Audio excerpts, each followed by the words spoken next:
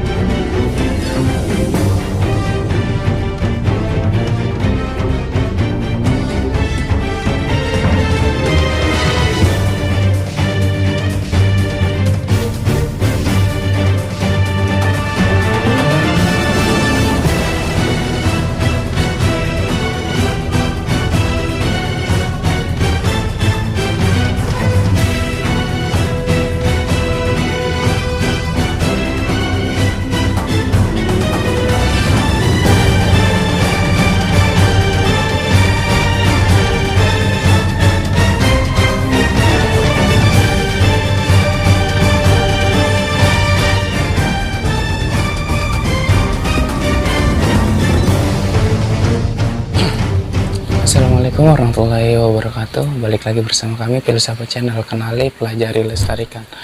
Ya, pada video kali ini saya akan membahas tentang spesifikasi golok dalam silat Betawi dan golok yang sering saya pakai di silat Betawi. Nah, sebelum lanjut ke videonya, jangan lupa subscribe, like, share, dan komen buat support channel kita buat lebih maju lagi.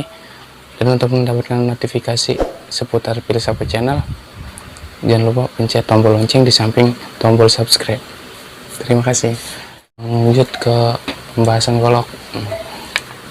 Ini golok yang sering saya pakai di silat Betawi. Kita bakal bahas tentang spesifikasi goloknya. Golok yang sering saya pakai golok kopak rawing. Golok kopak rawing kayu johar, bilah tegak. Ini dia spesifikasi sejengkal 3 jari atau golok sejati yang biasa dipakai pesilat-pesilat dari perguruan lain juga. Kenapa sejengkal 3 jari? Karena sejengkal 3 jari adalah jarak aman dalam perputaran golok. Putaran golok luar, dalam, dia lebih jauh ke badan untuk melukai badan.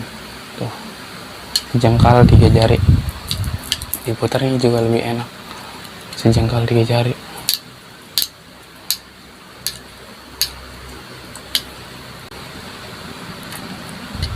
Nah, ini golok sejengkal 3 jari. Kalau dalam ukuran cm mungkin kurang lebih 28 cm. Golok sejengkal 3 jari. Ini bajanya, bilahnya baja per. Terus yang kedua, golok kopak rawing kayu aren. Golok kopak rawing kayu aren ini kayu johar. Dia sama sejengkal 3 jari juga, cuma dia beda di sarung dan gagang. Ini kayu johar, ini kayu aren. Terus dari spesifikasi gagang juga, ini kopak rawing kayu johar, dia lebih bulat pegangannya, gagangnya, dibanding golok kopak rawing kayu aren. Dia lebih kurus tapi dia lebih lebar ke samping ya.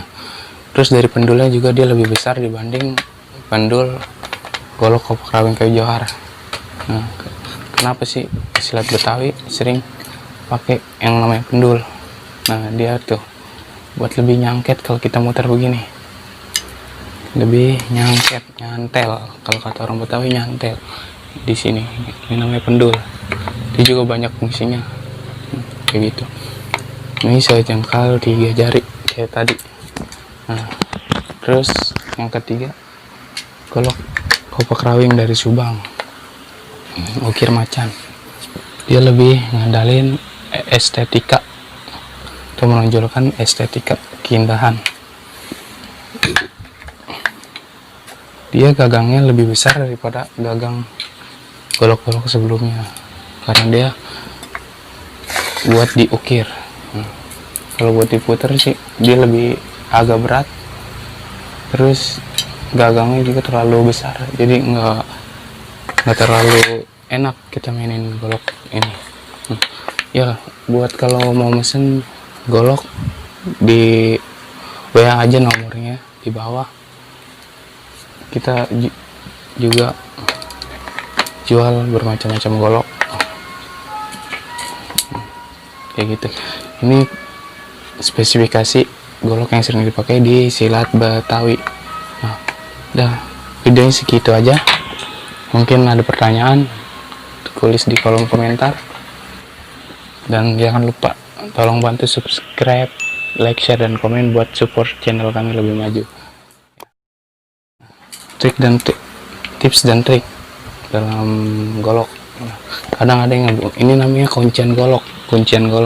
Jadi dia setiap dikunci ke depan kayak gini, dia nggak akan bisa kebuka. Kadang ada yang goloknya terkunci, dia main ditarik aja. Padahal jangan. Pertama ngerusak golok itu sendiri, terus kedua takutnya dia sobek ada di bagian sini. Kadang ada yang megangnya kayak gini, seharusnya megangnya di sini. Ada yang megang kayak gini, takut pas ditarik begini sobek ke sini, kena tangan kayak gitu. Dia ini namanya dikunci. Nih kalau ke depan begini tuh, ini dikunci, dia lebih susah buat dibuka. Dia cara ngebukanya dikebelakangin dulu. Ini karena kenapa dibikin kayak gini, karena dia buat tolakan ke belakang. Nah ngebuka lebih enak kayak gitu. Kalau ke depan buat dikunci, ditarik agak susah, tapi jangan coba ditarik kecabut tapi bakalan rusak goloknya. Dia dikebelakangin baru ditarik. Nah, kayak gitu ya.